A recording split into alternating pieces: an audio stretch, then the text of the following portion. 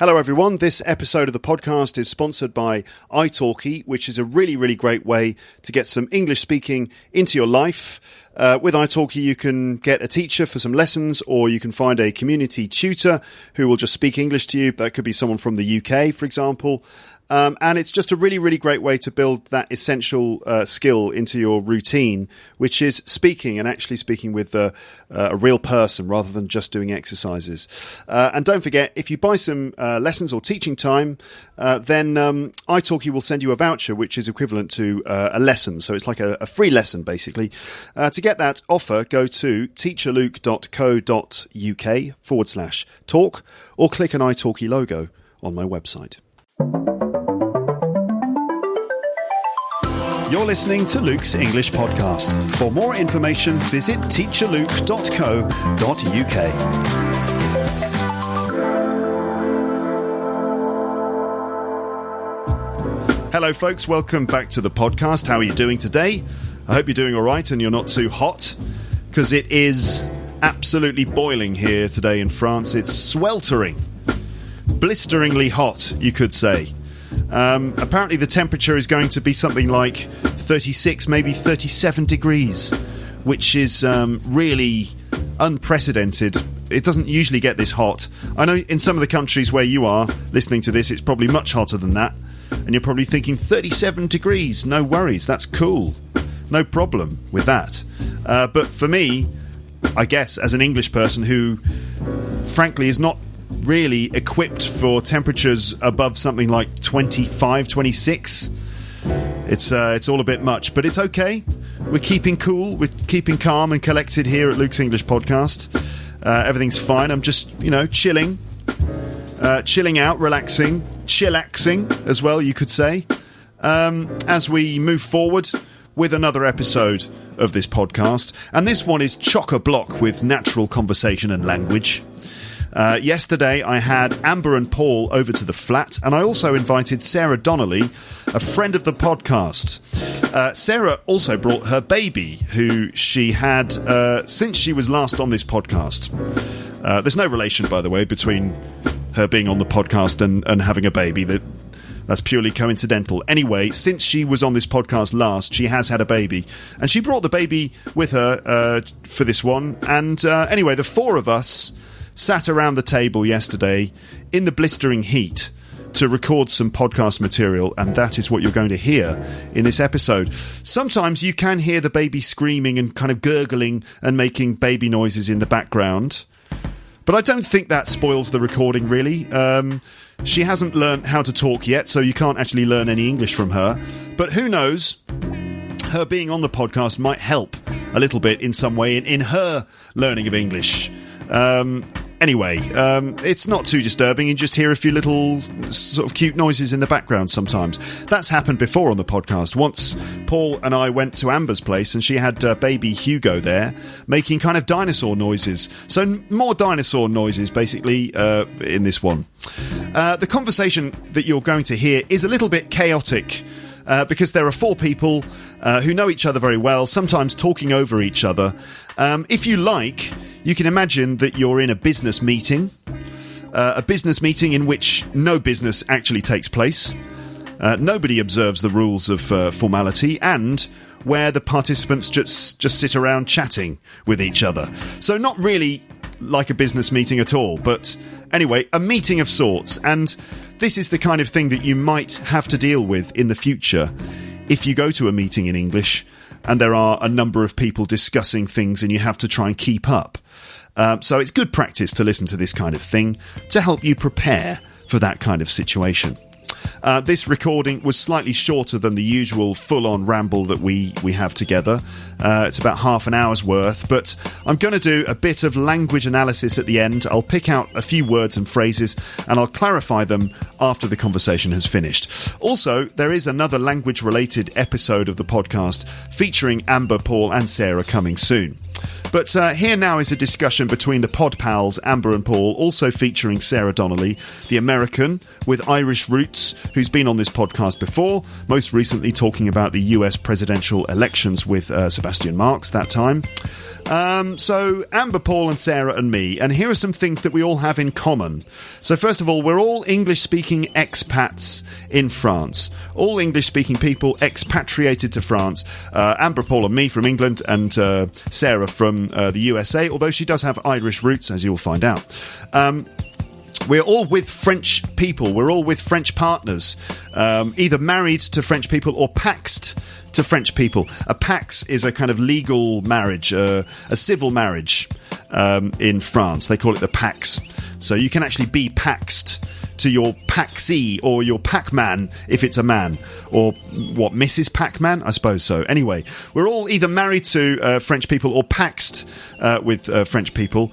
And also we're all comedians on the stand-up scene as well. So in this chat we discuss a few things such as the complexities of being with a foreign partner, bringing up a child in a foreign country to be bilingual, getting married and what it feels like for the bride and groom on the big day, Amber's new podcast, which was recently released online, Paul's upcoming gig in Australia, Sarah's Irish roots, and also some English slang from New Zealand, Australia and Northern Ireland. Now, here are some questions for you to consider as you listen to this conversation. This can help you, if you think about these questions, this can help you to focus on the content that you're about to hear. So here are 5 sets of questions. First of all, are you or have you ever been with a foreign person in a relationship? Have you ever had like a foreign boyfriend or girlfriend, a husband or wife or something? And what are the difficulties of being in a relationship with a foreign person or someone from another culture? What are the difficulties? Secondly, what's the best way to bring up a child to be fully bilingual?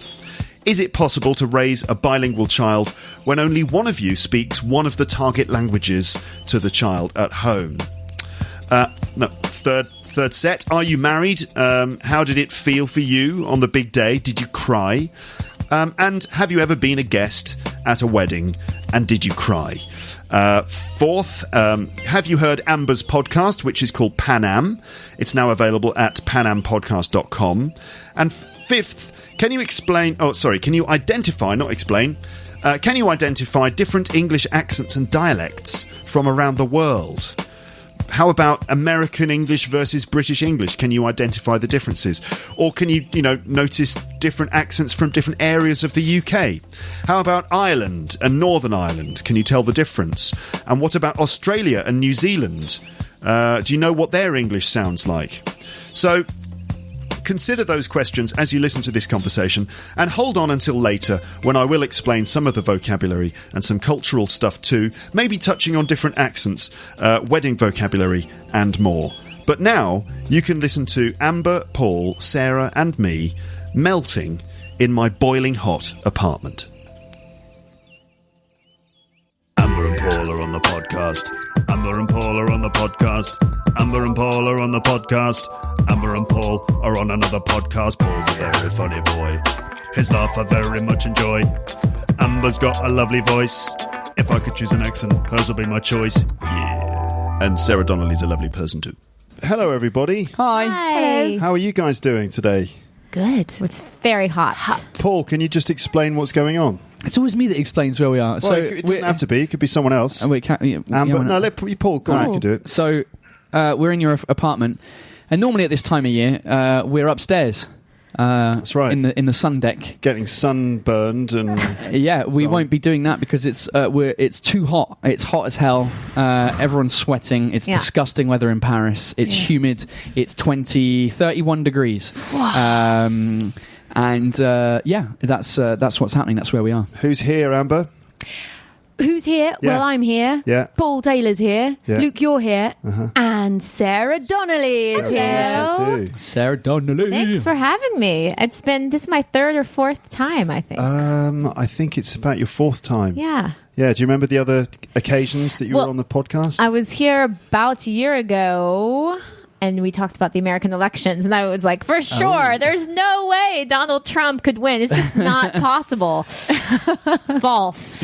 Anything is possible in life. I know. Lepsters. Especially these days. So I was with Sebastian Marks. We talked about that. And we've talked about how I'm an English teacher as well, and a stand-up comedian as well. Yeah, that's right. Guys, is there anything else that the world needs to know about Sarah Donnelly, do you think? Is there anything else that we need to know about her? She's awesome. Yeah. Oh, Awesomely funny. nice. That's right. And so you should go see her show.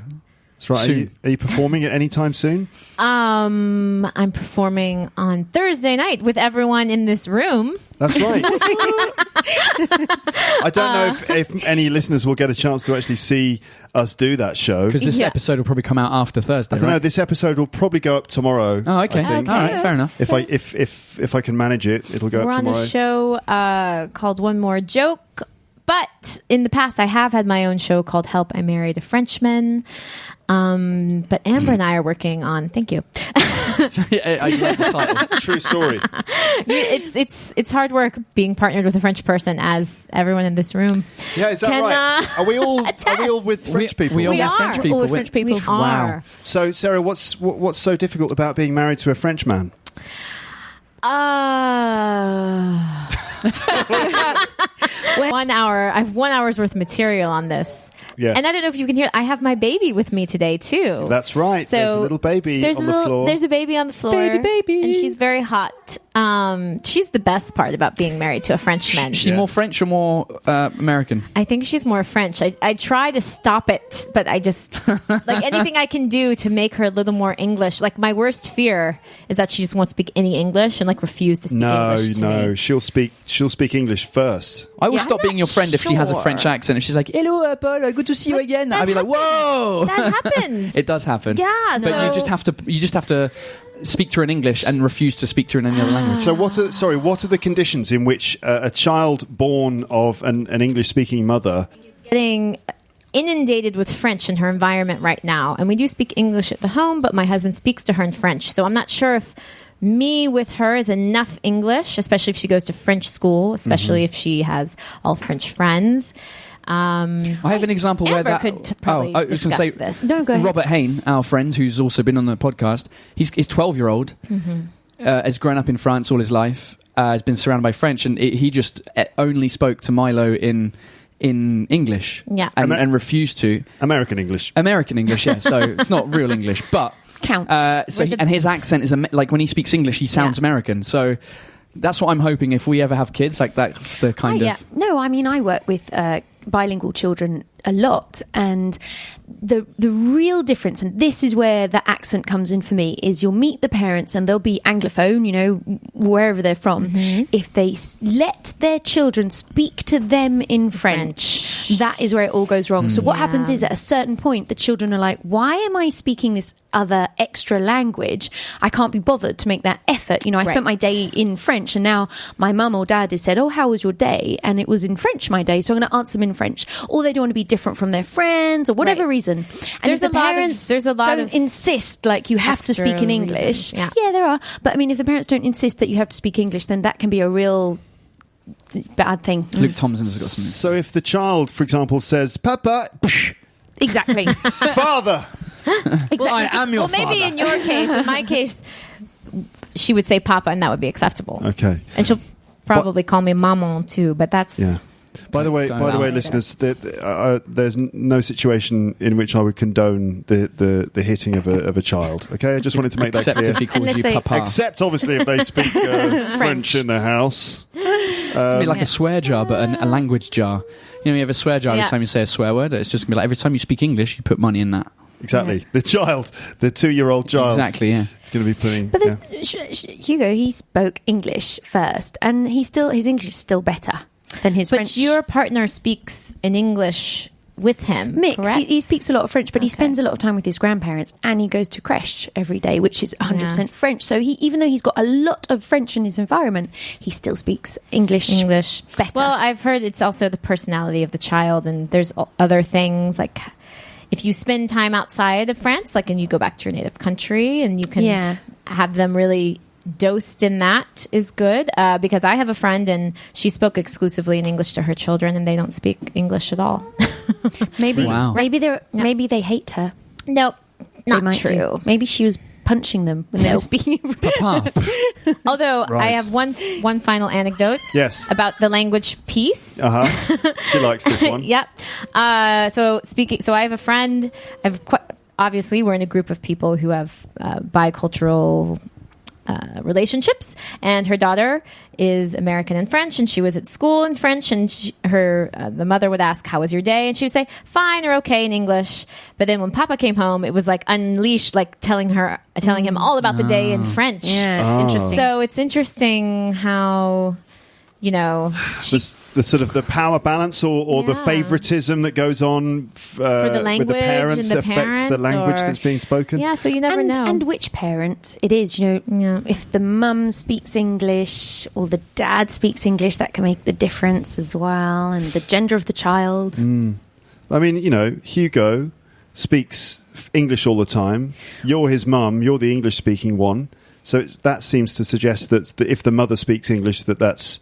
True, but I think it's a person who's with them the most. So, for example, James, he spends James a lot Simpson, of time... been on the podcast. Yeah. James Simpson, so he spends a lot of time with Jules. Jules' English is great, but he's also Jules is now 7, and his role model is his dad. Like, his dad does something, it's cool, his dad speaks English, whereas if his mum does it, it's less cool. Do you know what I mean? So that becomes important, and does become more important later. How long do you think it'll take for Jules to realise that James Cool. isn't that cool? Do you know, no, James is loved by children. Hugo loves James so much that, like, Nico, my partner, will say, like, what did you do today? And Hugo will be like, oh, we saw James. I was like, no, we didn't. we didn't see James. He's like, James came over. I'm like, he didn't. James didn't come over. And he's always saying he did. into trouble. I know. He's like, oh, really? And what did Mommy and James do? Oh, they just lay down for a while because they were tired. Right. They made a cake together in the bedroom. Whenever I ask, I see you've already got the excuses lined up. Right. Yeah. I've been preparing myself. That's right.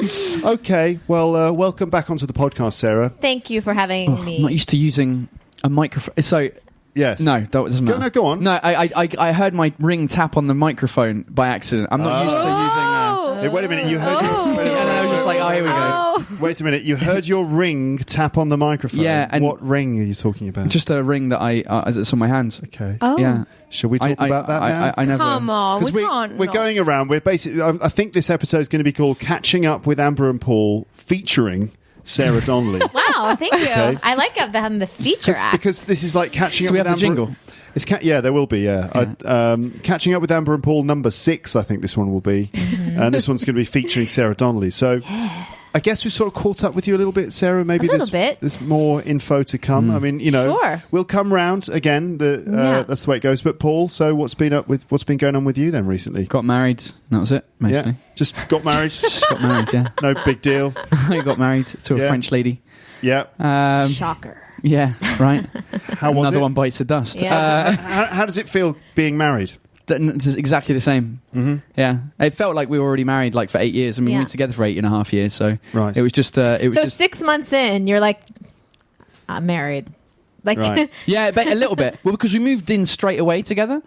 Well, that does change yeah, we've been everything. living together for like almost as long as we've known each other. So yeah, it didn't really feel like anything changed. It was a really weird thing. I don't know. It didn't feel like when the ceremony was happening. It felt like it felt like I was watching myself getting married. Like I didn't feel like I was there. Weird, because I felt I was watching you get married as well. I was there, by the way. Yeah. So it was very, it was like an out of body experience a little bit, because I think we were just so stressed out and whatever, and it was just like, all right, cool, it's happening now. It's like, oh, this is happening now, and it's okay. We didn't really have time to really appreciate the moment. Yeah. So neither of us cried. I thought we were both going to be in tears. I cried. Did you? Yes. I welled up a little bit. I didn't fully cry, but I started welling up. I would have cried because I cried everything. I cried. I've cried at everyone's wedding that I've been to, basically. Like just the Did you cry at my wedding? Yeah, I was choking up. Like I was just like, oh. But our own one, it was just like, yeah, whatever, cool. Let's have a party. I cried at your wedding. Did you really? Yeah. Yeah. It's beautiful to see two people just, express their love. It's just a beautiful, happy, joyous, lovely moment. And it's such an honor to be there. To be honest, the thing that got me was when you were waiting there and everything, we were all waiting, and then we turned round and Addie was there, but she was being like led to to I don't know how you describe the altar? Is it the the place led down the aisle by your father? And Yeah. for some reason, because it was your dad, and I just felt like, well. Oh my god! Me too. Everyone was just. But why? I mean, are we allowed to say why?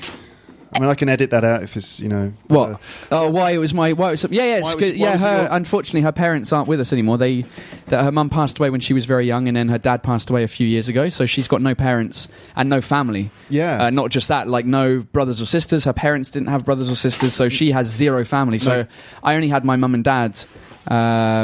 And she asked my dad if he would be willing to walk her down, and he was like, yeah, that's great. When we turned round, I just saw Addie there. It was just her and your dad, and I just thought, first of all, it was just so sweet that it was your dad that was giving her away.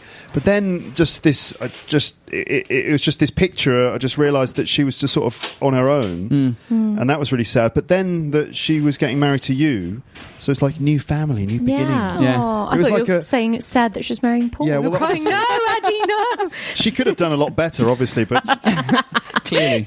But anyway, it was like these three things all in one. Yeah. And, it was quite a powerful emotional punch. Yeah. Well, I think that a lot of people felt that because we knew that, like, we have been used to that situation for a long time. Right. Like, it wasn't a thing for us. But I think as much as we see like friends all the time, and we tell and like a bunch of people, almost everyone knew that her parents had passed away already. But like, I don't think you realise it until a moment like that. Where it's like, oh shit, like she no, okay. Right. So yeah, it was as soon as the song, like when I came down with my mum, everything was fine until that opening song, and she lost it. She was gone for the whole thing.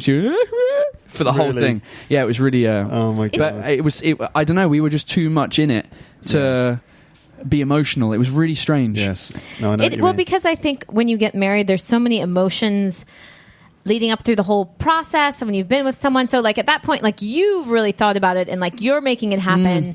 But everyone else, it's kind of their first time to see you two like, oh, they're getting married, So like that's a good way of putting it. Because I didn't cry during my wedding. I was just happy. It was just a happy day and a happy time, and it was, it was happening and everything was going mostly to plan. And but I think for other people to watch that, it's a nice moment. Yeah. There was lots of crying afterwards at the end of the night. Yeah, the drunken crying. The drunken crying. Yeah. The baby's joined the podcast now. All right, then. So that's what you've been doing. So that's Paul. what I've been doing. Yeah, you've been amongst getting married. other things. But yeah, that was the main event in the last couple of weeks. Yeah. Okay. So that's all of that was to say that I was on stage the other day and my ring kept on hitting the microphone, and I kept on hearing it, and I was just like, I'm going to have to figure out, because I'm left-handed as well. Yeah. I don't hold the microphone in my right hand, you're left-handed. So I kind of have to hold it like an English person drinks tea, with my finger up. Right, I see. Raising the finger. Like I can't grip it like I liked. All right, this is getting sexual now, but that's fine. It wasn't that sexual yet. Well, you can't grip it like you like to grip it. He's jumped ahead because we're still talking about microphones, but he was talking about his tackle, his equipment. Clearly. Yeah. So he was like, this is just like last night when, oh no! That's right. Because if he's left-handed, just saying. What? Left-handed? What do you mean? He's going to be doing everything with his left hand. Oh, you mean wanking? Yeah. Right. Do. Yeah. All right then. All right, that's some of Paul's latest news. Amber Minogue, what have you been doing?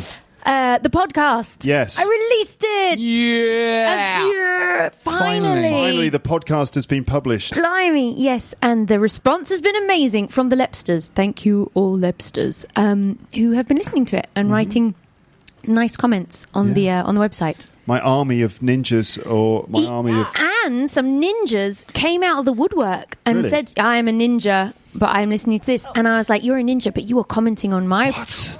I'm going to find out who those ninjas are. Ninjas who comment on your thing and not my thing? Ninjas who came out of their ninja hood. What is it? What's all that about, do you think? Well, I've got like... What lots... ninja... What's a ninjas? No, what are the ninjas in the podcast? Just to explain, the ninja... the people I call ninjas are listeners who listen to the podcast but never actually write comments. Oh, okay. Or never get in touch with me. Yeah. They're just hiding in the shadows. So the majority of people... The vast majority of people, because I've got, quite a lot of listeners now. And, I hear from, not very many, a small portion of them. I still don't really understand why that is. Even when I sort of say, get in touch, let me know who you are. Still, most of them are just like, no, I will hide in the shadows and you'll never know who I am. It's comfortable in the shadows. It is. It's cool. It's really cool and nice, and there's no commitment in the shadows. That's right. They don't have to. Maybe there's an English thing as well that people feel a bit sort of shy about writing to me in English. Oh, because, in case they feel like they're going to do mistakes. Oh, I feel shy like about I just writing did there. anything in Do French. mistakes. Do mistakes. Yeah. What is it? Make mistakes. Yeah. Okay, maybe that's what it is. So how many more episodes of your podcast do we have to look forward to? There's 3 out. Yeah. And I'm trying to release them just a bit under 2 weeks. Okay. Not every week. It's too much I like the way research. you just laughed there. You're like, Every 2 weeks. yeah, what's this? I do it every 2 days. I know you are, but I mean you're a machine. Machine. Yeah. He's a cyborg. I've got a lot What of number are you on? reading. What number of podcast will this be? About 460. Whoa! Whoa! That's a lot of podcasting. Yeah, so I've been doing it for over 8 years. Wow. Isn't it? That's impressive. But I'm a novice. I'm a novice. Ooh. You've got to start Compared somewhere. to though. you. You've Yeah. got to start somewhere. That's right. Yeah. Paul, you're going to Australia soon, aren't you? I am, yeah. I've got listeners in Australia. Have you? Yep. We'll tell them to come to my show. When and where are you doing your show? So, everyone listening from Australia, I will be in Brisbane. G'day. G'day, mate. How you going? But they're not native Australians. I doubt it. But They might be French. Yeah, well, if they are... Well, listen, if you want to come and see a show that's half in English, half in French, the 10th of July, I will be in Brisbane. Brizzy. Brizzy, mate. And then the 13th of July, I will be in Melbourne. And the 15th, I will also be in Melbourne. So the 10th, 13th, and 15th are my show dates of July. And all the tickets are available on my website if they want to check them out, because there's too many details that no one cares about. PaulTaylorComedy.com. Yeah. And you can find out the details of his shows that he's doing in Australia, One of them's already sold out. The first Melbourne one on the 13th is sold out, so Cool. it's the 15th. Struth. Fucking oath. Are these Aussie slang words? Yeah, these are Aussie slang. Do you know the Australian slang words? I don't. So this is a misconception. Maybe you've talked about this, but people think that English is the same spoken the world around. And it's the further, east you go, the more it delineates from American English. Right. Even between the UK and the US, we have a lot of phrases and slang that's just different. I actually took a quiz. How much UK English slang do you know? And I got a 91%. Yeah. Well, that's obviously because you hang around with us. And I lived there. lived in Northern Ireland for a year. Northern. Northern Ireland. Hey, it's Sarah Belfast. Donnelly. Where Sarah are you Donnelly. from? She's got a very Ballymena. Irish name as well, Yeah. Donnelly. Sarah Donnelly. I bet you fit right in skin colour, everything. Yeah. Name. You were. Well, in that's there. the thing with Irish people. Every American's like, I'm Irish. And they're like, yeah, right. And I'm like, no, I'm really Sarah Donnelly. And they're like, all right, well, yeah. We believe you. Yep. Yeah. Which part of Northern Ireland?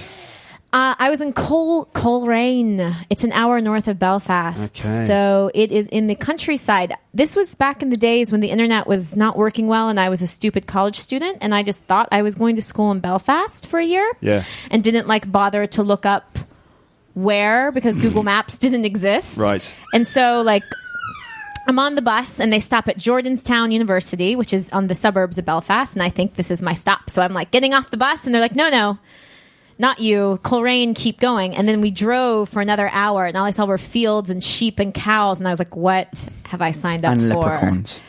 Not even. They're not Little fucking leprechauns. Not even leprechauns. Barrels of gold and rainbows. That's in the Republic of Ireland, though, Right. isn't it? Yeah, do they they just have make it- do they have leprechauns and rainbows in the north of? No, just Leprechauns. guns and just the the British Army. troubles. The Yeah. troubles. The troubles. It's getting a bit political. It is. It's No, getting no. So we're getting into dangerous territory here. Careful. Dangerous, yeah. Especially now because of what's going on with the DUP Yeah, and yeah. Theresa May. I haven't followed any of that. I haven't had time yet. We'll talk about it So later. it's No surprise. It's quite Yeah. complicated. Anywho, the point is, my sister-in-law was in New Zealand for a year, and she got some book of slang and gave it to me. Surely you can understand this. I'm like, I have no idea what any of New this Zealand is. slang. Yeah, and I don't. To be honest, you don't need to learn the New Zealand slang. No one does, do they? No. Now you're going to have one angry listener from New Zealand. New Zealand is an important place. I know. Is that your New Beautiful Zealand country. accent? Anyway, No, the point is, not at I all. don't know Australian slang. I barely know British slang. Okay. On the subject of offending entire nations of people. Oh, right. Paul Taylor. I think Sarah. No. I think it's necessary at this juncture. I just wanted to make an announcement on the podcast. First of all, we're sorry to the people of New Zealand for the slight slur that we just made there. All where no one, 4.5 million. no of one, them. yeah, all 4.5 million. Sorry that we said no one cares about your version of English. I didn't say that. I said that. Just- Also, we should apologise to the people of Northern Ireland for making fun of your accent, which I actually love. I adore the Me Northern too. Irish accent. Me too, yeah. Nye on UTV. That's like my best. Nye. Nye, yeah. Nye. So And instead of now, it's Nye. nigh, Nye. Hi, Nye, Brian, Kai. which is how Hold on, now. let brown, Paul do it. He's how- the one how that now. He's got- masters. yeah. Wait a Well, minute. it's Wait, my- how now brown cow Cow. is like just one of those things that people say to improve their accent. But Right. in Northern Ireland, it sounds like Hi, no brain, Kai. Kai. dead on. Correct. Dead on, so it is.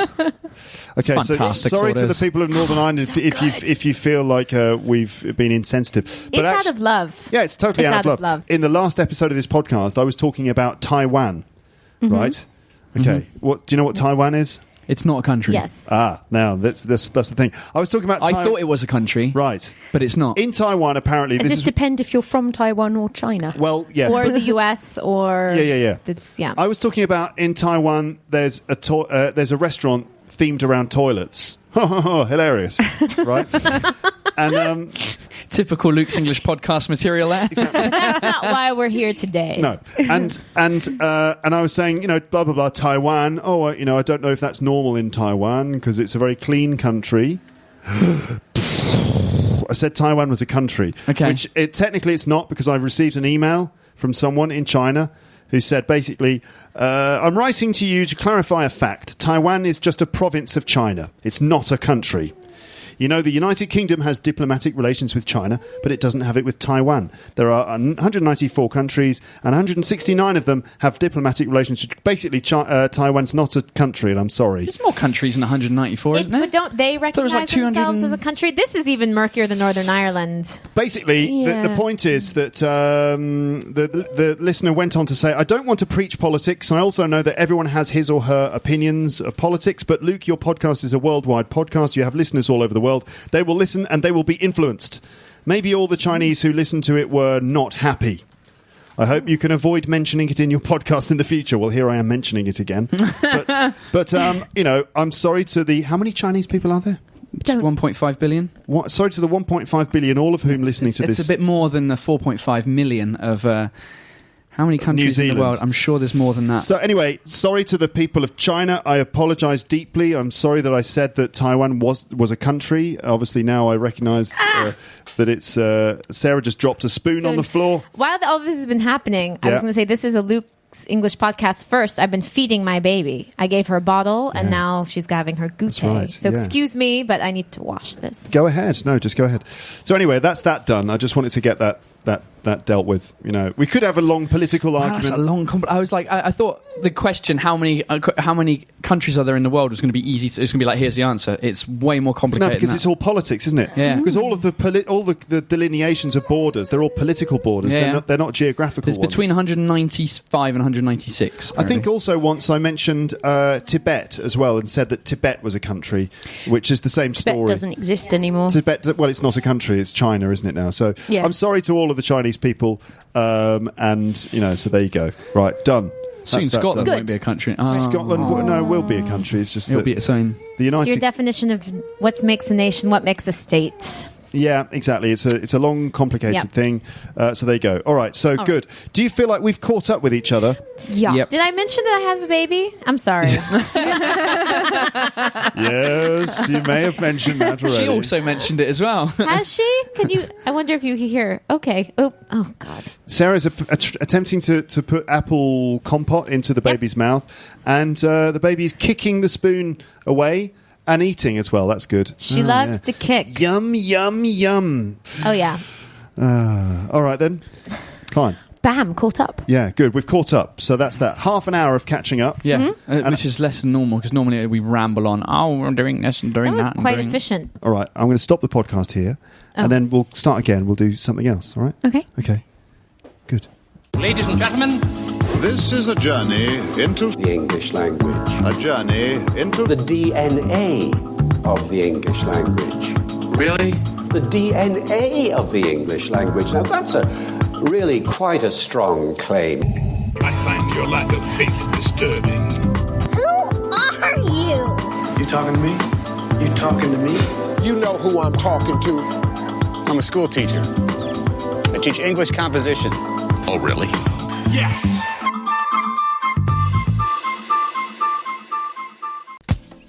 Hello again. So there you are. That was our half-hour chat with Amber, Paul, and Sarah. And what I'd like to do now is go through some of the language and a few little cultural points that came up in that conversation. I wonder how it was. I wonder how it was for you. Did you manage to follow everything? I understand it was a little bit chaotic, as I said at the beginning, because of people talking sometimes at the same time and things like that. That makes it more difficult for you to follow, doesn't it? I expect so.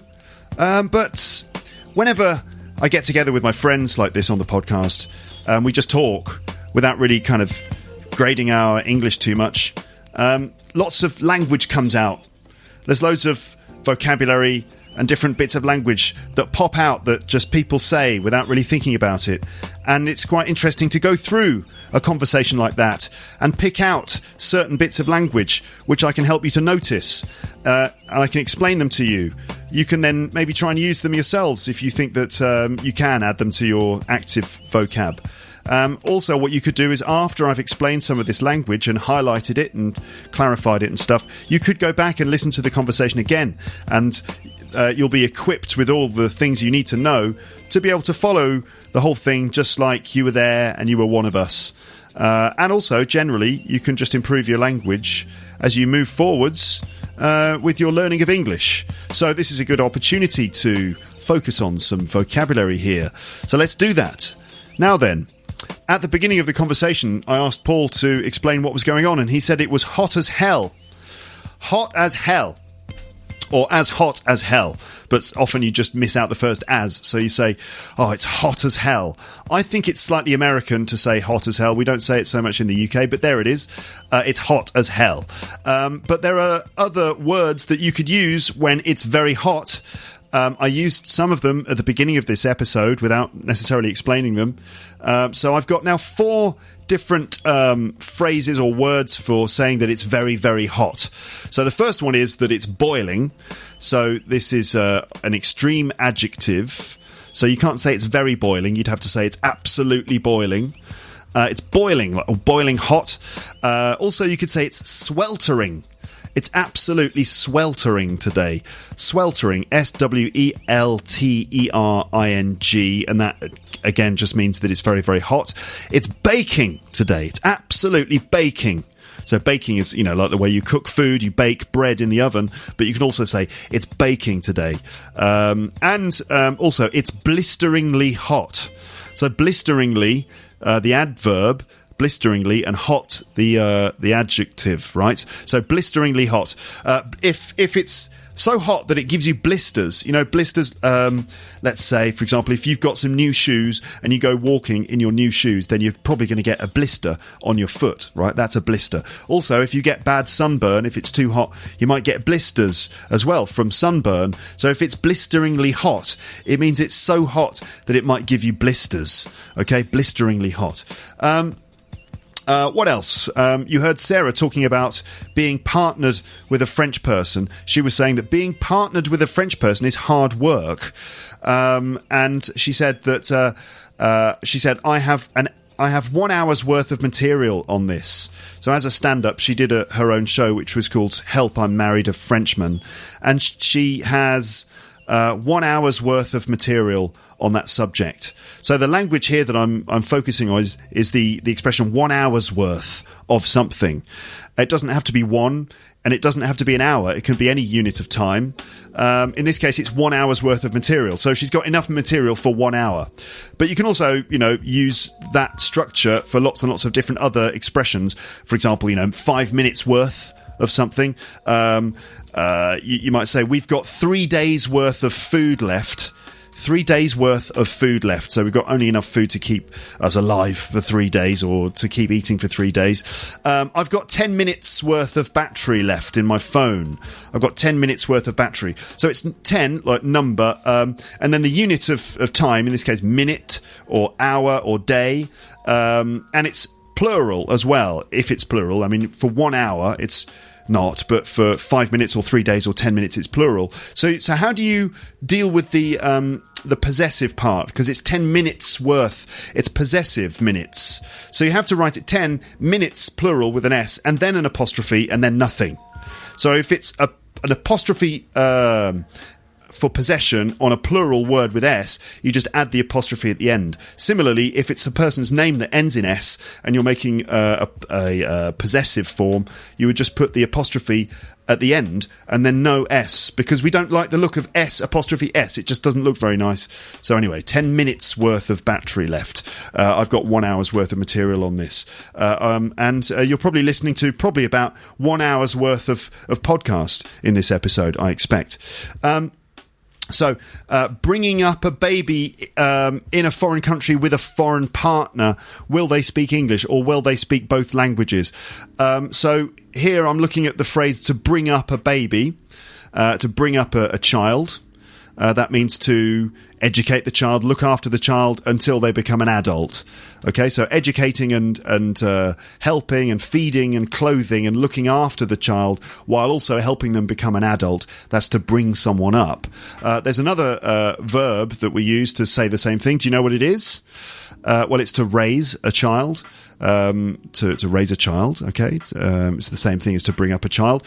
And those both can be used in the passive form, to say, for example, I was brought up in London, or I was raised in London, or I was raised to be, I was raised to be an honest person. I was brought up to be polite, for example. So it's to be raised or to be brought up in a place or to be a certain way. Also, we say that we grow up, of course. I grew up in London. For example, and you could say I grew up to be something, but that means that you became that thing later on. So, for example, I grew up to be a musician, for example. So, listeners, I'm asking you now about your experiences of parenthood. Do you have experience of bringing up a baby to be bilingual? Let us know. I'm interested to know your thoughts about how you can bring up a child to be bilingual. For example, if just one parent speaks English and the rest of the time it's, let's say, French with school, friends and everything else, will the child be bilingual? So leave me your thoughts. I'd like to know what you think about that. We also had the word Anglophone. An Anglophone person means someone who speaks English. Similarly, you'd have something like Francophone, which means French, someone who speaks French. Now, I use the word condone. Do you know what the word condone means? In fact, I made a stupid joke, which was, I don't condone the hitting of a child.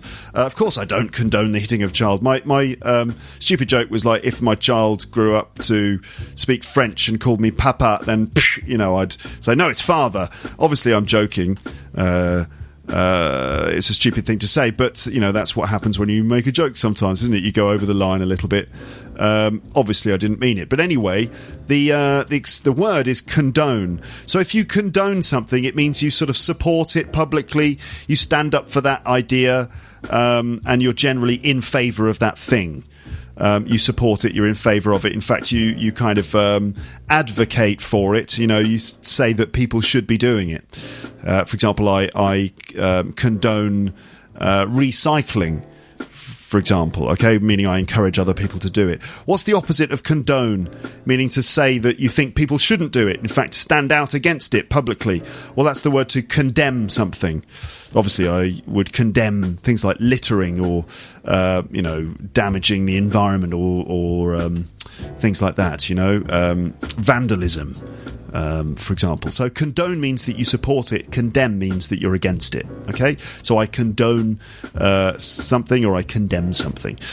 Paul said that during his wedding ceremony, he had a kind of an out-of-body experience. Now, if you have an out-of-body experience, that means that you feel like you're sort of maybe even floating out of your body and looking at yourself.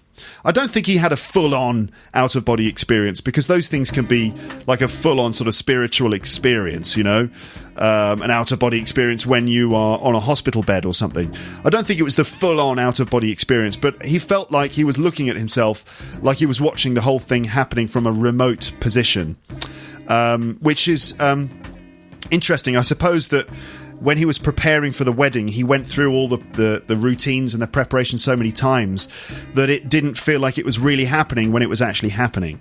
So anyway, that's an out-of-body experience. Not the full kind, but a sort of out-of-body experience. He said that him and his wife were very stressed out. He said, we were so stressed out. So you can obviously be stressed, but you can be stressed out as well. It's just another way of saying stressed. A few different phrases for crying here. Some different vocabulary to talk about crying. So Paul said that neither of us cried. Now, can you think of some other ways of saying that someone is crying? What about to start crying or to get emotional? Well, obviously to cry. Another one was, I think Paul said, I thought everybody would be in tears. So to be in tears means that you're crying. So, I was in tears at the end of the movie, for example. Now, what about expressions to describe the moment when you start to cry, or maybe just water appears in your eyes? So you don't fully cry, but the water appears in there and you start to get a little bit emotional. Well, when the water appears in your eyes, you can say that you welled up. I welled up a bit. Which is what happened to me at Paul's wedding. I welled up a little bit. I didn't fully cry, but I did start to well up. And similarly, in a cinema, you might, well up a little bit, during a certain scene. To well up, W-E-L-L, up. And a well, of course, is a sort of a hole in the ground where you keep water. So to well up means when the water or the tears start to come out of your eyes a little bit. And another one would be, let's say you're talking, maybe you're giving your marriage vows on your wedding day, you're talking, and you start to get just little bit emotional like that. You can say that you choke up. So I think Paul said I was choking up, or someone was choking up. I think Paul was choking up at my wedding. So everyone was crying and in tears and welling up and choking up and things like that. Okay, so to cry, to be in tears, to well up, to choke up. Okay, some more wedding vocab here. To walk down the aisle. The aisle. So that's the space between the seats in the middle of the church. And obviously the groom stands at the end with his best man and probably a priest or some other person who's going to do the ceremony.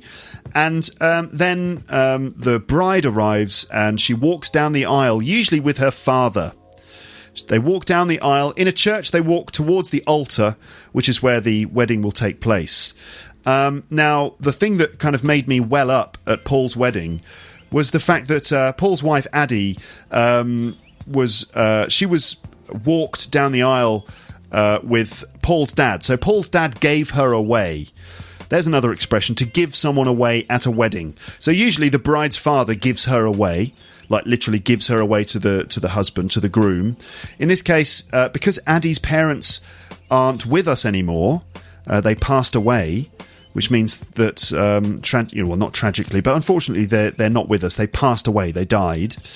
Addie was given away by Paul's dad, which I found very sweet. I said it was so sweet that it was your dad that was giving her away. So we got to walk down the aisle, to give someone away, to walk to the altar, and to be ways of saying that someone is dead. You can say that they're not with us anymore, or that they passed away, or that they died. Sometimes people don't like to say that someone died because they feel like it's too strong a word, it's too heavy a word. And so people choose other ways of saying it, like they passed away or they're not with us anymore. Paul at one point was talking about how when he holds a microphone, the wedding ring on his finger taps the microphone and he can hear it. And he said that he's left-handed. So there's an expression there just to refer that, to the fact that when someone prefers their left hand rather than their right hand, you can say they're left-handed or right-handed. Which I didn't know. I didn't realise Paul was left-handed. And then Paul was talking about, holding the microphone, and it started to sound a bit like an innuendo. And Paul was saying, I can't grip it like I like to grip it, which is an innuendo. Remember innuendo? It was from that episode with Amber about British humour. Innuendo basically means like saying something that could have a double meaning. And usually the double meaning is a bit rude. So an innuendo, in this case, Paul was started to do a kind of an innuendo saying, I can't grip it like I like to grip it, which, in the end, we started to realise that he was thinking about something else. He was gripping not a microphone, but something of a fairly similar shape. But Amber said he's jumped ahead. So Paul jumped ahead because he was talking about the sexual connotations before anyone else had realised. So he jumped ahead. So he went to the innuendo before we even realised it. Amber, talking about her podcast, said that some ninjas came out of the woodwork.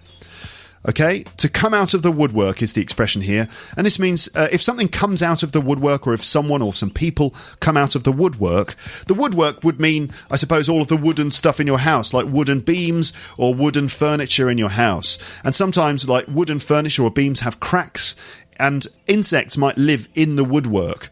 And if the insects come out of the woodwork, it means that they appeared after having been hidden or inactive for a long time. For example, you could say, after you've been in a relationship for a while, all sorts of what happened to my voice there? All sorts of secrets. After you've been in a relationship for a while, all sorts of little secrets start to come out of the woodwork. And Amber said that some ninja lepsters came out of the woodwork and commented on her podcast. So the expression to come out of the woodwork just means that when someone appears after they've been hidden for a long time. And it's mildly disapproving. It's slightly negative or pejorative. So what I think, the slightly disapproving sense is that Amber was saying that, they're ninjas and they never comment. They decided to come out. Amber was like, why don't you come out more often? That's the disapproving side of it. Anyway, so some ninjas came out of the woodwork and commented on her podcast, which you should listen to. panampodcast.com, you can find it there. Now then, a bit of Australian slang, because Paul is going to be performing comedy in Australia. He's doing his show there in July. You can check out paultaylorcomedy.com for all the details. But we ended up talking a little bit about some Australian slang, or Aussie slang. So Australians can be called Aussies. They can be called lots of things, but Aussies is the appropriate one, really. That's the nickname for Australian people, Aussies. So Australians have got, obviously, a particular accent and also certain slang that they use only in Australia. And there are various kind of typical things that most people, certainly most British people, know about Australian slang. It seems that the Americans are less familiar with the way that Australians speak English, as you heard from Sarah. She didn't seem to know the slang words. But in Britain, we're quite familiar with Australian slang words and Australian accents, because we're exposed to a lot of it on our television. We watch a lot of Australian soap operas like Neighbours and Home and Away. When I was growing up, when I was a teenager, Neighbours was on TV basically every day, I think. In fact, it was on twice a day. They would show it at lunchtime and repeat it again in the evening. And Neighbours was basically set in a town near Melbourne. And so it was full of Australians, and so we heard lots of Australian English from that show. And there are various kind of things, or they might be cliches, but little bits of slang that Australians say that everyone knows. Like the first one is when an Australian person says hello, they say g'day. So g'day. And Australians have got a kind of a particular accent. It sounds a little different. Sometimes I can do it really well, and sometimes I can't do it at all. I'm not sure, what it is. I haven't been watching like Neighbours or Home and Away recently, so my Aussie accent's a little bit sketchy. But anyway, sometimes also my Aussie accent becomes like New Zealand. Anyway, g'day mate, how you going? G'day mate is like hello friend. Now we say mate in British English too. We say all right mate, but in Australia it's g'day mate. G'day, not g'day, g'day mate. How you going? How you going? Which is how are you going? Which means how are you? So in the UK it's all right mate, how are you doing? Or all right mate, how's it going? In Australia, g'day mate, how you going? And also they sort of turn longer words into shorter words. Sort of they give nicknames to things like, for example, the afternoon in Australia might be called the arvo. I'll see you later in the arvo. I'll be back in the arvo. Arvo, afternoon. And also barbecue becomes Barbie. Yeah, mate, we're going to have a Barbie later on this arvo. Why don't you come round? We'll have a Barbie together. The word bogan. A bogan is a sort of like a redneck from Australia. These kind of guys who drive around in their modified cars. And they've got particular ways of speaking and dressing, and they drive like these fast cars. They're bogans. Every culture, it seems, has got people like this. In America, it's like rednecks. In Australia, they're bogans. In the UK, I suppose we've got like chavs. Chavs, but that's not a very nice word. A chav is like a low-class person who might be a bit of a criminal or something, and they tend to wear certain fake sportswear clothing. Chavs. But in Australia, bogans. Chockers. Oh my God, it's absolutely chockers in town, mate. Chockers means chock-a-block, which means full, very, very busy. In fact, I said chock-a-block at the beginning of this episode. I said this episode is chock-a-block with vocab. If something's chock-a-block, it means it's full. There's loads of things in it, loads of people. And in Australia, you might say chockers. Yeah, mate, I went up to Oxford Street, mate. It was absolutely chockers. Full of people. Yeah, fair dinkum. Fair dinkum, mate. I don't know if that's a cliche. I think it's a bit of a cliche, but fair dinkum, it's a bit like saying, yeah, no worries, or yeah, fine, no problem. Okay, cool. Yeah, cool, man. Fair dinkum, mate. I don't know what dinkum means. I've no idea. It's like saying fair enough, fair play, yeah, nice one. Fair dinkum. And also, slightly ruder in Australia, you might hear, yeah, fucking oath, mate. Fucking oath. Fucking oath, which is the same as fair dinkum, and probably much more common and not rude is, yeah, sweet as, mate. Sweet as. Sweet as, which means like good, basically. Like it could be as sweet as, I think it's as sweet as a nut is the full expression. Sweet as a nut, but a nut isn't particularly sweet, is it really? Anyway, yeah, sweet as, mate. Sweet as. Yeah, mate, come over this arvo. We're going to have a Barbie. Yeah, sweet as, mate. Fair dinkum. Okay, there you go. There's a bit of Aussie slang for you. Kiwi slang, that's slang from New Zealand, is pretty similar to Aussie or UK slang. They've probably got a few unique words, but it's fairly similar to Australian or British slang, really, Kiwi slang. But the accent is different.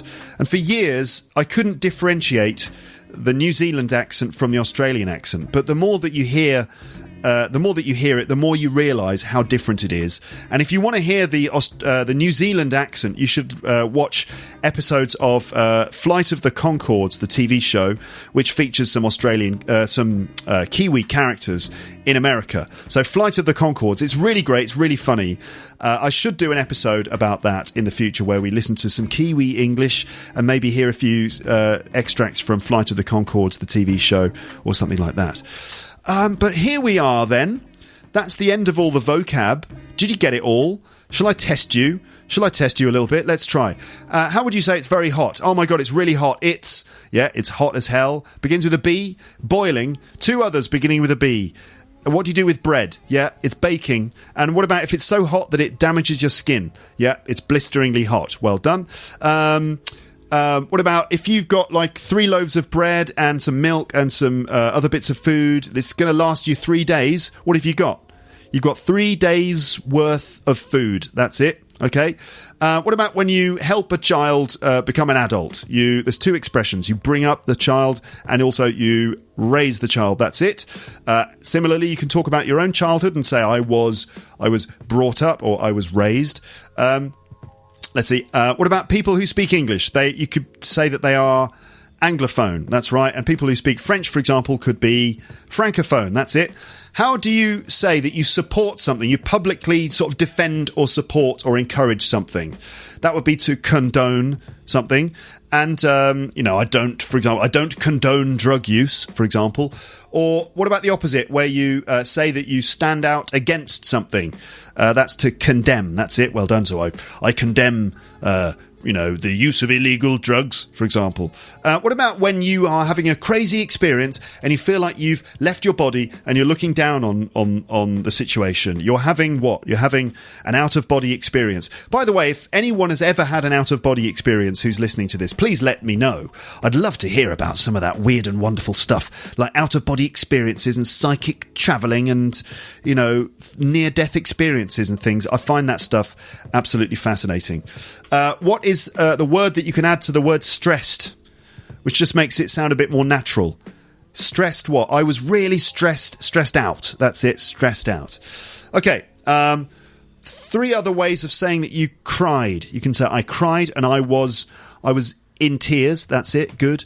What about when you start crying, the water just appears in your eyes? I was welling up. That's it. And if you're just starting to get a little bit emotional, you could say you were choking up. That's it. So to cry, to be in tears, to well up, to choke up.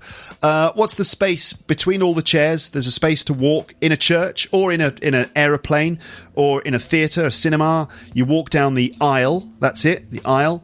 And Paul's dad, it was very sweet because Paul's dad did something. He walked down the aisle with Paul's bride. And so Paul's dad gave her away. That's it, he gave her away. Paul uses his left hand to do everything. And when I say everything, I mean everything. So Paul he favours his left hand because he is, what? He's left-handed, that's right. Right-handed, left-handed.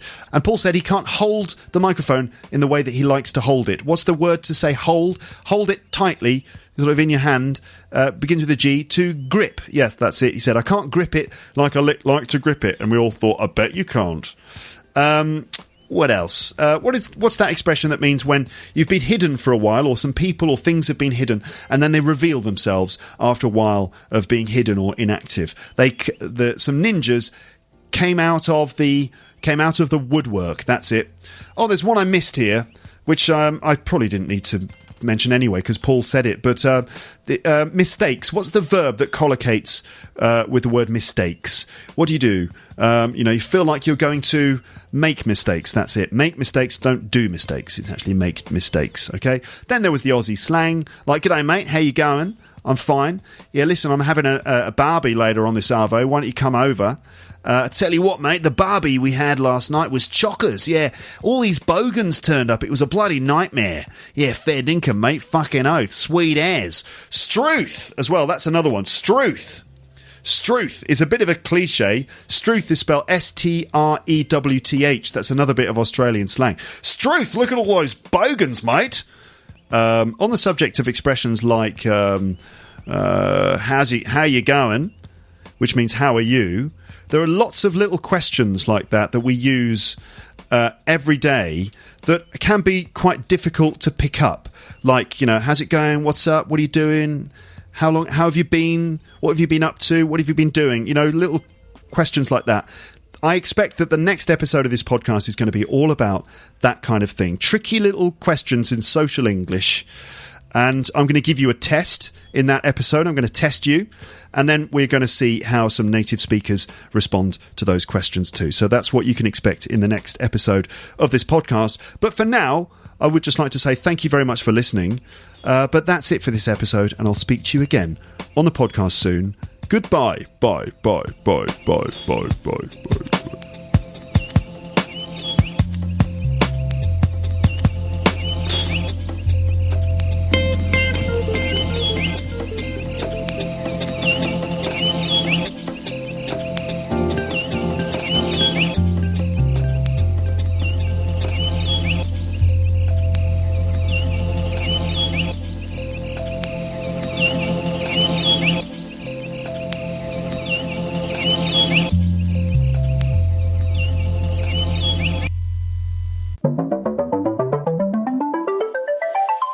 Thanks for listening to Luke's English podcast. For more information, visit teacherluke.co.uk.